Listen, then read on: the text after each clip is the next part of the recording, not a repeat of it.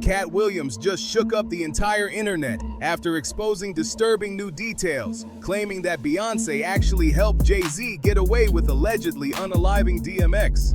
According to Katt, X never bowed down to Jay, never sucked up to him for anything, and Jay didn't like that. Because X couldn't be controlled like the other rappers, Jay blackballed him. Katt says he saw it all happen. He even reached out to DMX personally because he could relate. Just like X, Katt says he was also blackballed and punished for refusing to play along with this so-called freak-off industry. DMX's career started going downhill right after Jay-Z took over as president of Def Jam. And according to Jay's ex-best friend Gotti, that was no coincidence. V says Jay systematically sabotaged DMX's career until there was nothing left, forcing him to rely on substances just to cope. For those who don't know, Jay and DMX knew each other long before fame. But things changed the moment Jay became Def Jam's president. Out of jealousy, Jay allegedly worked against DMX, even though X had the entire industry on lock, dropping 5 back-to-back #1 Billboard albums. Everybody knows you've had battles throughout the years. Yeah. So at the time, they were saying that, you was on drugs. That's why they didn't want to invest in you. Right. They already invested. What you mean they didn't want to invest? They already invested. Like I said, the album was recorded, shot the video, everything.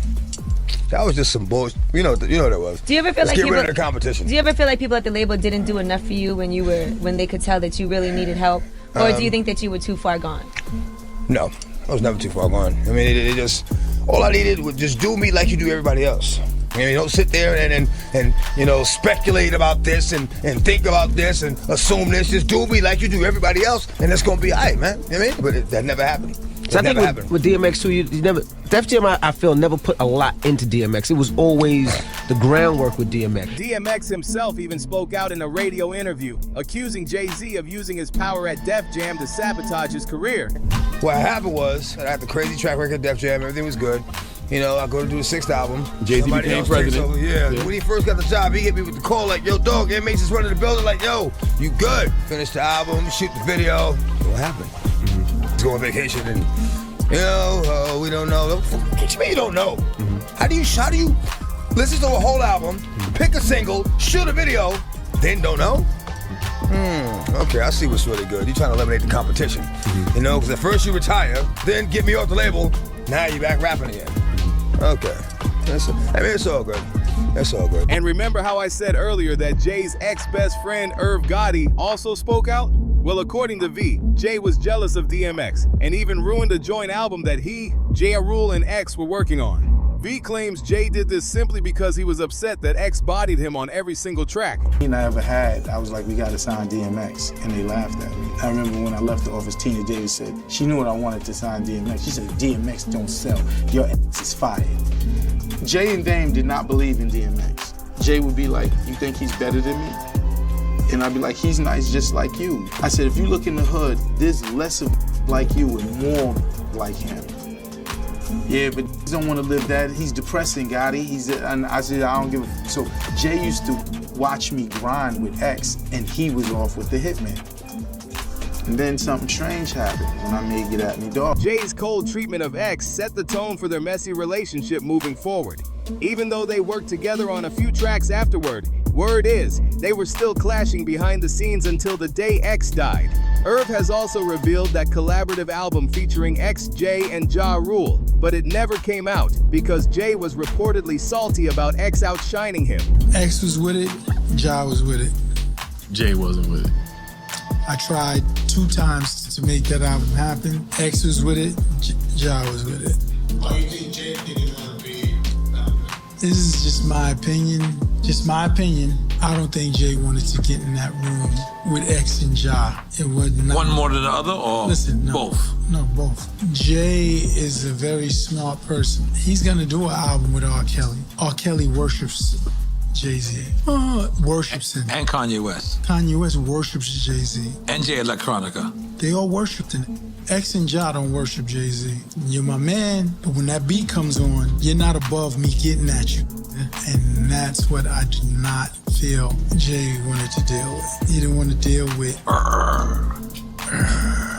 I'm saying they would come at each other subliminally. So it wasn't a direct hit where they're gonna say your name and thing. But these they coming at you. So do I want to make a whole album with these coming at me? And if I'm Jay-Z, there's a slight chance that, what is gonna say, I'm not the nicest. Right. It's not worth it. Where's my win? Right. The only thing I'm seeing with this is potential loss. With now people are saying, these is better than you. Some people even go as far as to claim that Jay's jealousy of X allegedly drove him to take X out completely, and that Beyonce knows exactly how it happened but is staying quiet to protect him. After all, this is her husband. Of course she would cover for him, but it doesn't stop there. Beyonce allegedly has her own bodies, and Jay supposedly helped her cover those up too. If you remember, Jaguar Wright accused Jay-Z and Beyonce of keeping people hostage in their home to torture them. She even accused them of being involved in the deaths of Aaliyah and Jay's pregnant mistress, Katt Williams. Publicly, Dream Hampton spearheaded the Surviving R. Kelly campaign, which fueled the Me Too campaign. And that was all funded by Sean Carter to make sure that Robert Kelly went to jail. Get his lick back. Why is nobody understanding that Dream Hampton was being financed and ran by Sean Carter? They were able to go and get all of these witnesses because he was there with Robert Kelly. How does Jay-Z sit down with Gayle King and she not ask him one question about the intersection between him and Aaliyah and Robert Kelly? This is insane that people keep refusing. How many victims potentially do you think there could be? Thousands. I've talked to hundreds that I deal with still myself. I have 3 victims right now who are willing to give testimony about not only what Mr. Carter has done to them, but his wife as well. They're a nasty little couple. They do nasty things. What do you think happened with Kim Keeping Porter? people against their will. Putting people on planes while they're unconscious, just like Aaliyah got on that plane. Unconscious. There's a lot of things that people don't want to talk about. That changes now, Sean. You must respond. You have no choice. Harvey Weinstein, Jeffrey Epstein, Robert Kelly, Sean Combs have one person in common, professionally and privately. Sean Carter. This has been a fist of tyranny that has been punching through our culture and our society for decades. It must stop. When it comes to Kathy, people did some digging and believe she's who Beyonce was confessing about in her song Daughter. In that track, Beyonce gives graphic details about how she, Jay-Z, and a bathroom attendant allegedly cleaned up the crime scene. The lyrics say, "Your body laid out on these filthy floors, your blood stains on my custom couture." Bathroom attendant let me right in. She was a big fan. I really tried to stay cool, but your arrogance disturbed my solitude. Now I ripped your dress, and you're all black and blue. Look what you made me do. At the time of Kathy's death, the pathologist ruled it a brain aneurysm. But Jaguar claims Jay and Beyonce were behind it, saying Jay handled Kathy because Beyonce discovered the affair and told him to deal with it before she did. In her fairly, she actually died screaming, and the Carters are responsible. But one of them is just a little more responsible than the other. Question is, did Sean Carter delete his mistress, his pregnant mistress, because his wife was jealous? Or could it be possible that maybe his wife's temper is just a little worse than most people think? And maybe he just had to clean it up to protect the brand's sake.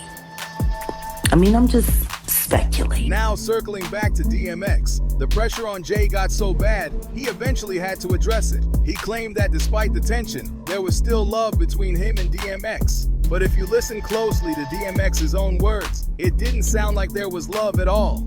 Word on the street is that Katt Williams also believes Jay had something to do with DMX's death, and that Jay rejected X because he refused to bow down to him. And if anyone knows what it feels like to be punished for refusing to sell their soul, it's Katt. He revealed last year that while filming Friday After Next, producers tried to make him shoot a scene where Terry Crews would assault him. Katt said he flat out refused, telling Ice Cube and the producers there was nothing funny about it. He admitted it was risky, since it was his very first movie, but he stood his ground, even when they tried to make him feel difficult for saying no. Truth of the matter is, the Money Mike in the original script got in the bathroom, and that's what Ricky Smiley was okay with. Katt Williams had to take the risk in front of the studios and the cast and our powers that be in his very first movie and say respectfully, humbly, guys, if we're talking about anything else, I have no credibility and I have no pull. But we're talking about comedy, right, where I have all the credibility and all the pull. The problem with Friday After Next is we're trying to make a classic comedy. And this comedy involves and is never funny, no matter who it happens to or what the circumstances are. If you would allow me to allow us to do this movie without a black man getting in it, I promise you that it will be twice as funny as it would be with him getting.